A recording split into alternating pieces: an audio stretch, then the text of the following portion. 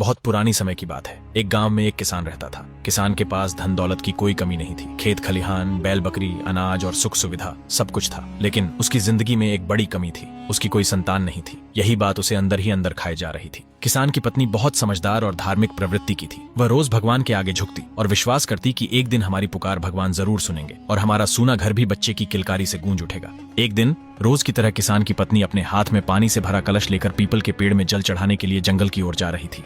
तभी रास्ते में उसने देखा कि दो महिलाएं आपस में बातें कर रही थीं। वे हंसते हुए कह रही थीं, अरे आज सुबह सुबह एक बांझ औरत का चेहरा देख लिया, अब तो पूरा दिन ही खराब जाएगा। ये ताने सुनकर किसान की पत्नी की आंखों में आंसू छलक पड़े, लेकिन उसने अपने आंसुओं को रोक लिया और चुपचाप जंगल की ओर बढ़ गई। जंगल में पहुंचकर उसने पीपल के पेड़ में पानी चढ़ाया और वहीं बैठकर रोने लगी। तभी अचानक आसमान से एक अजीब दृश्य दिखा।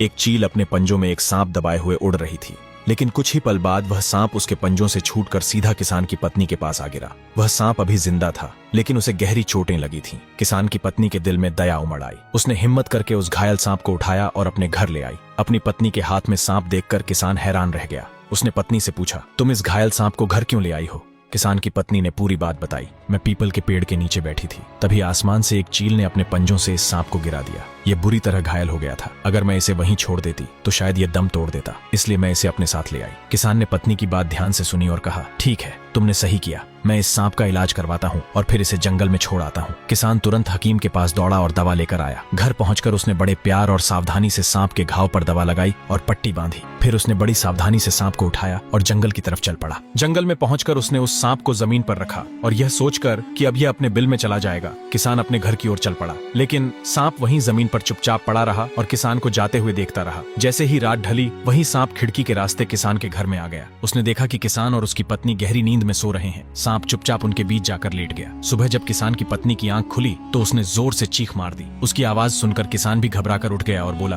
क्या हुआ? तुम क्यों चिल्ला रही हो? किसान की पत्नी ने कांपते हाथों से इशारा किया। किसान ने देखा वही घायल सांप जिसकी उसने पट्टी की थी उनके बीच पड़ा हुआ है। यह देखकर किसान समझ गया कि यह सांप उन्हें नुकसान पहुंचाने नहीं बल्कि अपना आभार व्यक्त करने आया है। फिर किसान ने रसोई से एक दूध से भरा बर्तन लाकर सांप के आगे रख दिया। सांप ने सारा दूध पी लिया। तभी किसान ने पत्नी से कहा, इस सांप का यहाँ रहना सही नहीं है, मैं इसे जंगल में छोड़कर आता हूँ। यह कहकर किसान सांप को लेकर जंगल की ओर चल पड़ा। जंगल में पहुंचकर उसने एक पेड़ के नीचे सांप को छोड़ दिया और घर लौट आया। लेकिन कुछ ही देर बाद जब किसान और उसकी पत्नी घर में बैठे थे तो अचानक वही सांप खिड़की के रास्ते उनके घर में आ गया। किसान ने सांप को देखा और अपनी पत्नी से कहा, लगता है यह सांप हमारे साथ रहना चाहता है। पत्नी थोड़ी घबराई हुई बोली, लेकिन यह तो सांप है, लोग क्या कहेंगे? कहीं यह हमें नुकसान न पहुंचा दे? किसान ने मुस्कुराते हुए जवाब दिया, नहीं, यह हमें नुकसान नहीं पहुंचाएगा। जिस तरह यह बार बार हमारे पास लौट आता है, मुझे लगता है यह हमें अपना मान चुका है। किसान की पत्नी ने धीमी आवाज में कहा, हमारी तो कोई संतान भी नहीं है, शायद भगवान ने इसे हमारे पास भेजा है। किसान ने सहमति में सिर हिलाया और बोला, हाँ, शायद यही भगवान की इच्छा है। अब से हम इसे ही अपना पुत्र मानेंगे और इसकी रक्षा करेंगे। सांप दोनों के पास आकर शांति से लेट गया,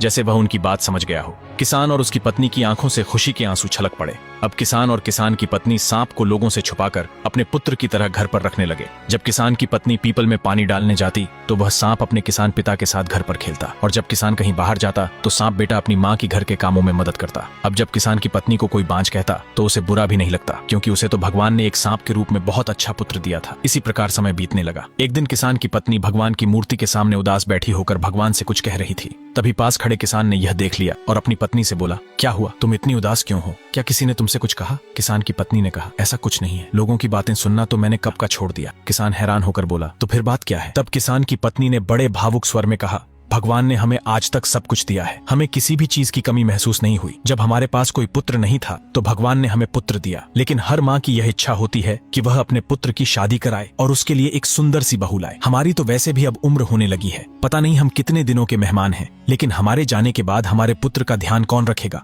यही सोचकर मैं चिंतित थी और भगवान से प्रार्थना कर रही थी कि हमारे पुत्र की भी शादी हो जाए और एक सुंदर सी बहू हमारे घर आए जो हम सबका ख्याल रखे और हमारे घर को संभाले। पत्नी की यह बात सुनकर किसान भी उदास हो गया और बोला, तुम सही कह रही हो, हमारे पुत्र की शादी होनी चाहिए और मैं अपने पुत्र की शादी जरूर कराऊंगा। यह कहकर किसान अपने कमरे में चला गया और मन ही मन सोचने लगा, कल मैं अपने पुत्र के लिए एक योग्य बहू ढूंढ कर लाऊंगा। यह सोचकर किसान सो गया। अगली सुबह किसान ने अपनी पत्नी से कहा, तुम एक पोटली में थोड़े हीरे, जवाहरात और आटा डाल दो, आज मैं अपने बेटे के लिए बहू देखने जा रहा हूँ। यह सुनकर किसान की पत्नी बहुत खुश हुई और जल्दी से उसने पोटली तैयार कर दी। किसान पोटली लेकर चल पड़ा। चलते चलते वह एक नगर में पहुंचा। नगर में वह घूमते घूमते अपने बेटे के लिए योग्य बहू ढूंढने लगा, लेकिन उसे कोई भी अपने बेटे के लिए समझदार और योग्य बहू नहीं मिली। थक हार कर किसान एक चबूतरे के पास बैठ गया। कुछ देर बाद उसने देखा कि कुछ लड़कियां मिट्टी से घर बना रही हैं और बहुत खुश हैं। किसान वहीं बैठकर लड़कियों को देखने लगा। समय का पता ही नहीं चला और दिन ढल गया। अब सभी लड़कियां अपने बनाए हुए घर तोड़ने लगी, लेकिन एक लड़की ने अपना घर नहीं तोड़ा। उसकी सहेलियों ने पूछा, क्या हुआ, तुम अपना घर नहीं तोड़ोगी? तो उस लड़की ने मुस्कुराते हुए कहा, नहीं, मैं कल इसे और बड़ा घर बनाऊंगी। बाकी लड़कियों ने कहा, हम तो नया ही बनाएंगे। यह बातें करते हुए वे लड़कियां वहां से चली गईं। अब किसान उस लड़की की बात सुनकर बहुत प्रसन्न हुआ। उसने सोचा, यह लड़की तो बहुत समझदार है। यह अपने मिट्टी के घर को संभाल कर रख रही है, तो जब हमारे घर की बहू बनकर आएगी तो हमारे घर को कितना अच्छा संभालेगी। यह सोचकर किसान उस लड़की का पीछा करने लगा। लड़की कुछ दूर चलकर अपने घर के अंदर चली गई। किसान भी उसका पीछा करता हुआ उसके घर पहुंच गया। उस घर में एक कुम्हार और उसकी पत्नी अपनी बेटी के साथ रहते थे। किसान जब घर में पहुंचा तो उसने कुम्हार से कहा, मैं एक राहगीर हूँ और कहीं जा रहा था। शाम ढल गई है, क्या आप मुझे यहाँ एक रात बिताने के लिए जगह दे सकते हैं? कुम्हार ने कहा, कोई बात नहीं, आप यहाँ रुक सकते हैं, हमारे घर में बहुत जगह है। किसान ने धन्यवाद किया और कुम्हार के पास चारपाई पर बैठ गया। अब दोनों आपस में बातें करने लगे। इसी दौरान थोड़ी देर बाद कुम्हार ने अपनी पत्नी को आवाज लगाई और कहा, आज खाना थोड़ा ज्यादा बना लेना। कुम्हार की पत्नी ने कहा, ठीक है। इसी बीच किसान बोला, आप ऐसा कीजिए, मैं अपने घर से आटा लेकर आया हूँ, इसी से मुझे 2 रोटियां बना दीजिए, क्योंकि मुझे अपने घर की ही रोटी अच्छी लगती है। यह कहकर किसान ने अपनी पोटली कुम्हार की पत्नी को पकड़ा दी। कुम्हार की पत्नी पोटली लेकर रसोई में चली गई। उसने अपने घर की रोटियां बनाकर अलग रख दी और किसान की रोटियां बनाने के लिए पोटली खोली तो उसके होश उड़ गए। उसने देखा कि आटे के अंदर बहुत से अमूल्य हीरे और मोती हैं। यह देखकर कुम्हार की पत्नी ने अपनी बेटी से कहा,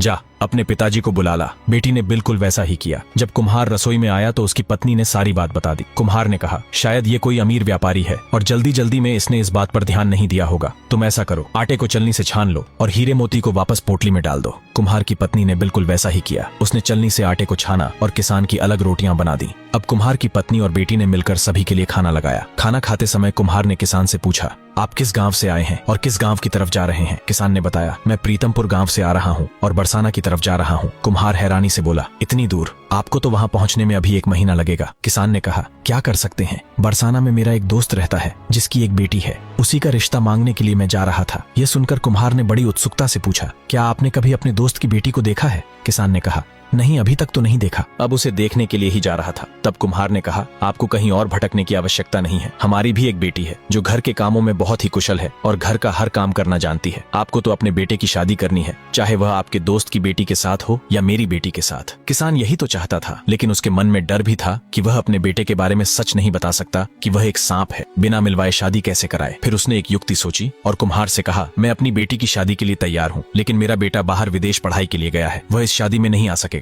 कुम्हार यह सुनकर हैरान हुआ। उसने पूछा, बिना आपके बेटे को बुलाए शादी कैसे होगी? तब किसान ने कहा, हम ऐसा करते हैं कि हमारे बेटे की जगह एक घड़ा रख देते हैं और उसी के साथ आपकी बेटी की शादी करा देते हैं। जब हमारा बेटा विदेश से पढ़ाई करके लौटेगा तब इनकी फिर से शादी कर देंगे। यह सुनकर कुम्हार हैरान तो हुआ, लेकिन उसने सोचा, इतना बड़ा अमीर व्यापारी है जिसके आटे के अंदर भी अमूल्य हीरे निकल रहे हैं, इसके घर में तो किसी चीज की कमी नहीं होगी, हमारी बेटी को इससे बेहतर कोई रिश्ता भी नहीं मिल सकेगा। यह सोचकर कुम्हार ने शादी के लिए हामी भर दी। अगली सुबह कुम्हार दौड़कर अपने गांव के पंडित के घर गया और उसे शादी कराने के लिए आमंत्रित कर लाया। फिर उसने घर के अंदर शादी कराने का सारा सामान तैयार किया। कुछ ही देर में पंडित भी आ गया। उसने मंत्र पढ़ने शुरू किए और दूल्हा दुल्हन को बुलवाया। दुल्हन आकर बैठी और दूसरी तरफ एक मटका रखा गया। अब पूरी विधि विधान के साथ विवाह संपन्न हुआ। कुम्हार ने पंडित को दक्षिणा दी, जिसे लेकर पंडित चला गया। कुछ ही देर बाद किसान ने भी कहा, मैं अपनी बहू को लेकर अपने घर की तरफ चलता हूँ। कुम्हार ने कहा, आप रुकना चाहें तो और भी रुक सकते हैं और अगर जाना चाहते हैं तो हम आपको मना नहीं करेंगे। लेकिन किसान ने कहा, घर पर मेरी पत्नी अकेली है, इसलिए मुझे जाना होगा।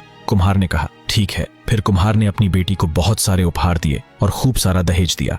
साथ ही जाने के लिए एक ऊंट भी दिया, जिस पर सवार होकर किसान और उसकी बहू अपने घर की ओर चल पड़े। कुछ ही देर में किसान अपने घर पहुंच गया। घर पहुंचने पर किसान की पत्नी ने अपनी बहू का गृह प्रवेश करवाया। अब सब बड़े खुश रहने लगे। किसान की पत्नी अपने सांप बेटे को एक कमरे में रखने लगी ताकि उनकी बहू को किसी भी बात का शक न हो। अब बहू ने घर का सारा काम संभाल लिया। किसान की पत्नी भी अपनी बहू को अपनी बेटी की तरह मानने लगी और उससे अपनी बेटी जैसा ही प्रेम करने लगी। इसी प्रकार दिन गुजरने लगे। सुबह किसान और उसकी पत्नी पीपल में पानी डालने के लिए जाते और बहू जब घर का काम कर रही होती तो किसान की पत्नी कमरे में जाकर अपने सांप बेटे के लिए दूध रखाती।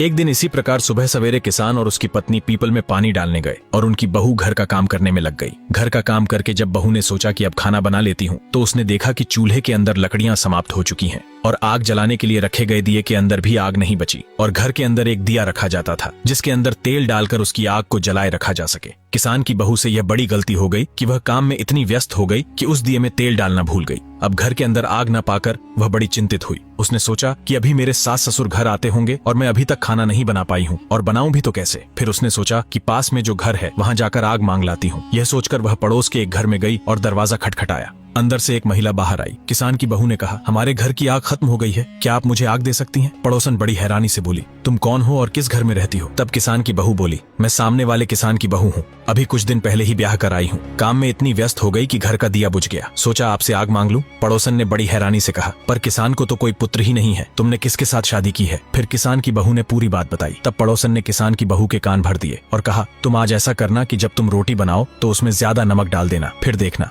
यह कहकर पड़ोसन ने आग दे दी। आग को लेकर किसान की बहू गुस्से में तिल मिलाई हुई घर में आई और उसने नमक से भरी रोटियां बना दी। जब किसान और उसकी पत्नी पीपल में पानी डालकर लौटे तो उन्होंने देखा कि आज उनकी बहू उनके सामने नहीं आई। फिर उन्होंने सोचा कि शायद बहू घर का काम करके थक गई होगी, इसलिए उन्होंने ज्यादा ध्यान नहीं दिया और अपने कमरे में बैठकर इंतजार करने लगे कि उनकी बहू खाना लेकर आएगी।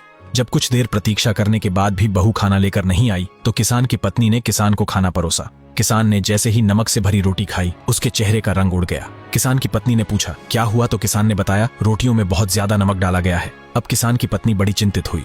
उसने सोचा, आज बहू ना तो हमारे सामने आई, ना उसने खाना लगाया और रोटियों में भी नमक ज्यादा है, आज क्या बात हो गई? ये सोचकर किसान की पत्नी ने अपनी बहू को आवाज लगाई। आवाज सुनकर बहू कमरे से बाहर आई। किसान की पत्नी ने बहू से उसके बदले हुए स्वभाव का कारण पूछा। बहू ने बताया, जिस प्रकार रोटी में नमक की मिलावट हो तो उसे नहीं खाया जा सकता, उसी प्रकार रिश्ते में अगर झूठ की मिलावट हो तो उसे भी नहीं निभाया जा सकता। यह कहकर बहू अपने कमरे में चली गई। अब किसान की पत्नी को भी यह समझ में आ गया कि बहू को हमारे बोले गए झूठ का पता लग गया है, पर अब क्या किया जा सकता था? अब घर में ना तो रोटी बनी और ना ही कोई कमरे से बाहर आया। इसी प्रकार पूरा दिन गुजर गया। अगली सुबह जब किसान और उसकी पत्नी पीपल में पानी डालने के लिए जा रहे थे तभी बहू कमरे से बाहर आई और उसने कहा, मुझे इस घर में उस बंद कमरे की चाबी चाहिए। अब किसान और किसान की पत्नी हैरान हुए। उन्होंने सोचा, उस कमरे में तो हमारा सांप बेटा है, लेकिन क्या पता अगर हम बहू को चाबी ना दें तो बहू गुस्से में यहाँ से चली जाए। यह सोचकर किसान की पत्नी ने बहू को बंद कमरे की चाबी दे दी। चाबी देकर वे पीपल में पानी डालने के लिए वहां से निकल गए। सास ससुर के जाने के बाद बहू ने वह बंद कमरा खोला। कमरे के अंदर का दृश्य देखकर उसके होश उड़ गए। उसने देखा कि कमरा हरियाली से भरा हुआ है। उसमें अनेक प्रकार के पुष्प और तुलसी के पौधे तथा एक पीपल का पेड़ लगा हुआ है। कमरे में हवाएं चल रही थीं, जिससे पूरे कमरे में पुष्पों की सुगंध फैली थी। बहू कमरे के अंदर कुछ दूर चली तो उसने देखा कि एक बड़े से पेड़ के नीचे एक सुंदर युवक ने झूला डाल रखा है और उस पर झूल रहा है। बहू हैरानी से उसके पास गई और उससे पूछा, आप कौन हैं और यहाँ क्या कर रहे हैं? तब युवक ने कहा, मैं तुम्हारा पति हूँ और मेरे माता पिता मुझे यहीं पर रखते हैं। यह सुनकर बहू बड़ी हैरान हुई। उसने सोचा, भला मेरे सास ससुर ने ऐसा क्यों किया? यह सोचकर वह कमरे से बाहर आ गई, लेकिन उसकी खुशी का कोई ठिकाना नहीं था। उसने बड़ी खुशी से खाना बनाया और जब उसके सास ससुर आए तो वह उनके सामने गई। बहू के बदले हुए स्वभाव को देखकर किसान और उसकी पत्नी बहुत खुश हुए। अब बहू ने अपने सास ससुर को चारपाई पर बिठाया और उनसे पूछा, भला आपके घर में पीपल का पेड़ होते हुए भी आप जंगल जाकर पीपल में पानी क्यों डालते हो और अपने बेटे को एक कमरे में क्यों रखते हो? यह सुनकर किसान और उसकी पत्नी बड़े हैरान हुए। उन्होंने कहा, कहाँ है पीपल का पेड़? तब बहू उन्हें उस कमरे में ले गई। कमरे के अंदर जाकर उन्होंने देखा कि कमरा पहले से काफी बदल गया है। कुछ दूर चलने के बाद उन्हें झूला झूलते हुए युवक दिखाई दिया। किसान और उसकी पत्नी उसके पास गए और पूछा, कौन हो बेटा तुम? तब वह युवक बोला, माँ तुम मुझे इतनी जल्दी भूल गई? मैं तुम्हारा वही सांप बेटा हूँ जिसे तुम जंगल से बचाकर लाई थी। किसान और उसकी पत्नी ने पूछा, पर यह कैसे हुआ? तब उस युवक ने सारी बात बताई। आज श्री कृष्ण भगवान प्रकट हुए थे। उन्होंने हमारे बीच का प्रेम और आपकी उनके प्रति भक्ति भावना देखकर प्रसन्न होकर मुझे यह रूप दिया है। यह सुनकर किसान की पत्नी ने भगवान का बड़ा धन्यवाद किया। अब घर में सब बड़ी खुशी से रहने लगे। यह कहानी हमें सिखाती है कि जो लोग भगवान पर सच्चा विश्वास रखते हैं उनका भगवान कभी बुरा नहीं होने देता। शुरुआत भले ही कठिन हो लेकिन अंत हमेशा सुंदर होता है। तो दोस्तों, अगर आपको यह कहानी पसंद आई हो तो चैनल को सब्सक्राइब करें और कमेंट में जय श्री कृष्णा जरूर लिखें।